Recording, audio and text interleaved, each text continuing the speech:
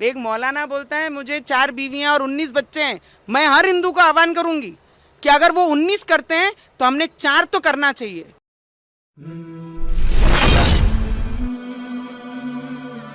مفتی طارق مسعود lectures. جب بھی مجھ سے کوئی پوچھتا ہے کتنے بچے, میں کہتا ہوں ابھی اسٹل اب تک کی مطابق 19 ہے. اللہ نظر بد سے بچائے. یہ میں بار بار 19 کی رپورٹ پتہ ہے کیوں پیش کرتا ہوں؟ لوگ کہتے ہیں اپنے گھریلو باتیں کیوں شیئر کرتے ہو؟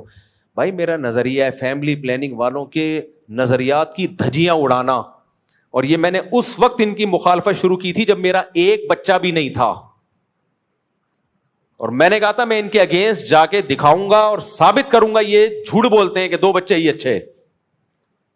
تو آج اللہ کا شکر ہے الحمدللہ اللہ نظر بد سے بچایا. تو مجھے یہ بولنا پڑتا ہے. اور آپ کی زوجہ کو بھی آپ سے ٹوٹ کی محبت اسی وقت ہوگی جب اس کے زیادہ بچے ہوں گے, کیونکہ میاں بیوی کا جو ریلیشن بنتا ہے نا, ایک ہوتا ہے نکاح کا ریلیشن, وہ کاغذ کا ہوتا ہے. وہ کس کا ہوتا ہے؟ کاغذ کا. وہ ڈیورس سے ٹوٹ بھی جاتا ہے. اصل تو ریلیشن بنتا ہی بچوں کے بعد ہے.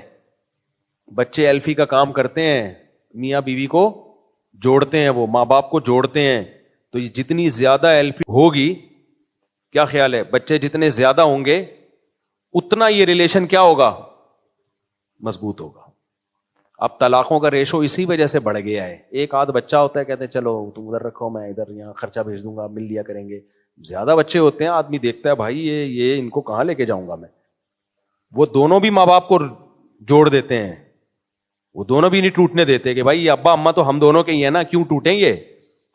تو اللہ نے ایک پروسیس رکھا ہے, ایک نیچرل پروسیس ہے. جب شادی ہوتی ہے تو جذبات ہوتے ہیں, یہ جذبات میاں بیوی کو جوڑتے ہیں. پھر جذبات مارکیٹ سے شارٹ ہونا شروع ہوتے ہیں, بچے آنا شروع ہوتے ہیں, تو پھر وہ بچے جوڑتے ہیں.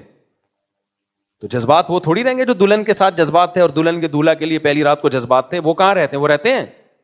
وہ تھوڑی رہتے ہیں. پھر جو جیتے ہیں دونوں ایک دوسرے کے لیے, وہ کس کی خاطر؟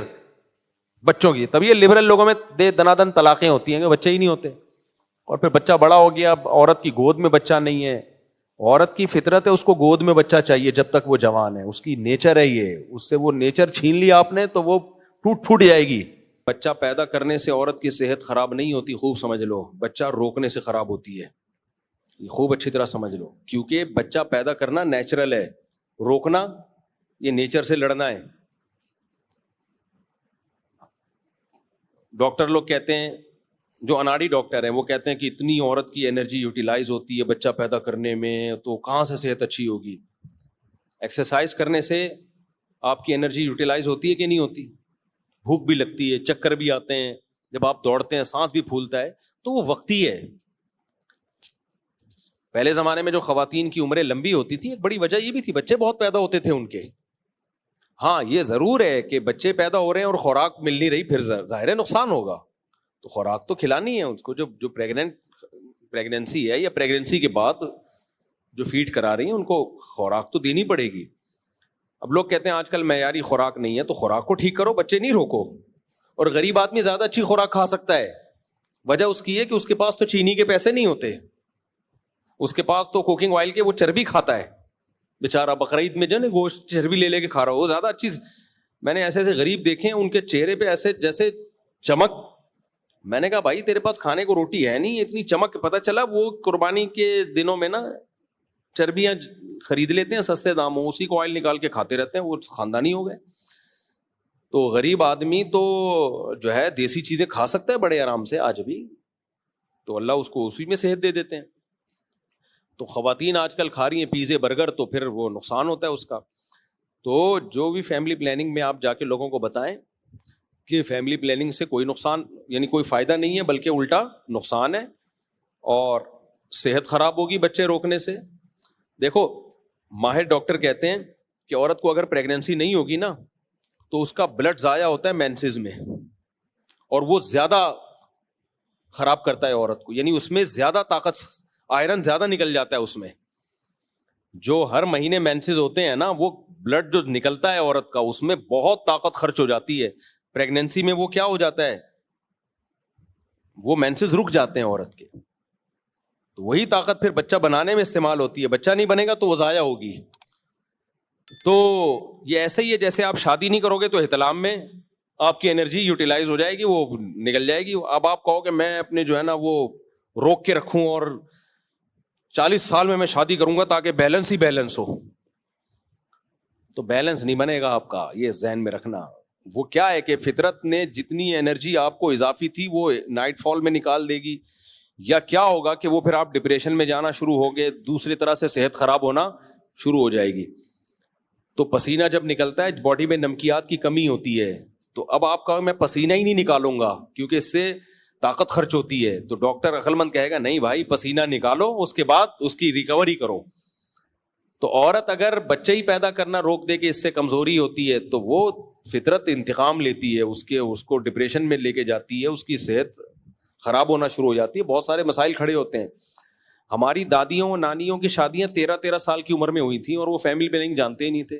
88 سال میں فوت ہوئی ہیں ہماری دادی, وہ بھی جب صحت کی بالکل ہی کیئر نہیں کی ہے, بی پی ہائی رہتا تھا اور مسالے ڈال کے کھاتی تھیں, اور اتنی چینی کھاتی تھیں ہماری دادی کہ وہ ہم کہتے تھے چائے میں 4 چمچ چینی, ہم کہتے تھے بھائی اتنی چینی, کہتے ہیں بیٹا ہم چائے کے شوقین نہیں ہیں, ہم چینی کے شوقین ہیں, ہم چائے پیتے چینی کے چکر میں.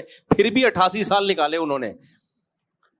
کیوں؟ 13 سال میں شادی ہوئی ان کی اور کوئی جانتے ہی نہیں تھے, چینی نہیں کھائیں آپ کہیں سمجھیں کہ بھائی یہ, لیکن وہ نیچر کے زیادہ قریب تھے وہ لوگ.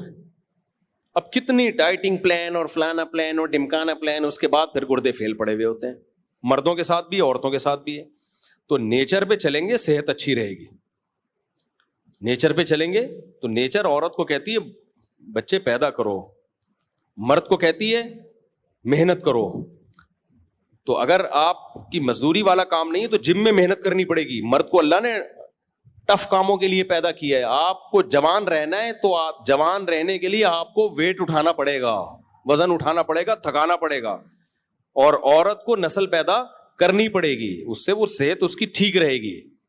تو اس لیے فیملی پلاننگ میں آپ ضرور جاب کریں, لیکن یہ جا کے بتایا کریں لوگوں کو کہ ایکچولی ہے ڈرامے بازی, بیڑا نہیں غرق کرو اپنا بھی اور اپنی خوشیاں مت چھینو. اور یہ بھی بتایا کریں جن قوموں نے فیملی پلاننگ کی ہے ان کا حال دیکھو کیا ہو گیا ہے. اٹلی کی مثال ایک سامنے ہے, اٹلی کا بیڑا غرق ہو چکا ہے. پتہ ہے وہاں کے گاؤں ویران ہو گئے ہیں اٹلی میں. اٹلی کی ایک تہذیب تھی, گاؤں کے گاؤں ویران ہو گئے اٹلی کے, قدیم آبادیاں ویران ہو گئی ہیں ان کی. اور بنگلہ دیش کے لوگ ہیں وہاں پہ, میں گیا ہوں, میں نے اتنے بنگلہ دیشیوں کی نسل بڑھتے ہوئے دیکھی ہے اور اٹلی کے لوگوں کی نہیں ہے. میں نے نام رکھ دیا اٹلی کا اٹلنگا دیش. اور میرا بیان آپ 20 سال کے بعد چلانا, 30 سال کے بعد ہم شاید زندہ ہوں نہ ہوں اللہ ہی جانے, لیکن یہ میرا بیان چلانا کہ اٹلی کے بجائے کیا بن چکا ہوگا, اٹلنگا دیش. اس میں بنگلہ دیشی لوگ ہوں گے کیونکہ ان کا گروتھ ریشو بڑھ رہا ہے, اٹلی والوں کا ختم. وہاں کی گورنمنٹ کہہ رہی ہے کہ بڑھاؤ, نہیں بڑھاتے. اور اس کی ایک وجہ کیا ہے, خواتین کو جاب دلاتے ہیں وہ, اب پریگنینسی کے دوران وہ جاب میں صحیح محنت نہیں کر سکتی, کمپنیاں ان کو ریفر نہیں کرتی پریگننٹ عورت کو کہ یار ہمارے لیے بوجھ بنے گی. تو وہ کیا کرتی ہیں کہ پھر وہ بچہ نہیں پیدا کرتی جاب کے چکر میں. تو اب وہ ایک نئی ٹینشن ہے, اب گورنمنٹ کہہ رہی ہے پیدا کرو, تو وہ کہیں میں جاب کریں یا بچے پیدا کریں ہم. تو نیچر سے لڑو گے نا الٹا ہی. جو ہم نے اسلام نے کہہ دیا بھائی عورت جاب کے لیے نہیں ہے, عورت کس کے لیے, گھر کے لیے. اس پہ ہمارے لبرل لوگ چیختے ہیں کہ 52% آبادی کو مفتیوں نے گھروں میں بند کر دیا ہے. بہت اچھا کیا الحمدللہ, بہت اچھا کیا. کیوں؟ عورت کو اتنی ذمہ داریاں اللہ نے ڈالی نہیں ہے اس کے اوپر. ہارڈ ورکنگ کس کا کام ہے, مردوں کا کام ہے. عورت کا کام ہے بچے پیدا بھی کرے, ان کو پالے بھی, ان سے محبتیں لے, تو گھر کو سنبھالے. وہ یہی ہے عورت کی نیچر. اس سے لڑو گے تو کچھ بھی نہیں حاصل ہوگا, وہی ہوگا جو اٹلنگا دیش میں ہو رہا ہے.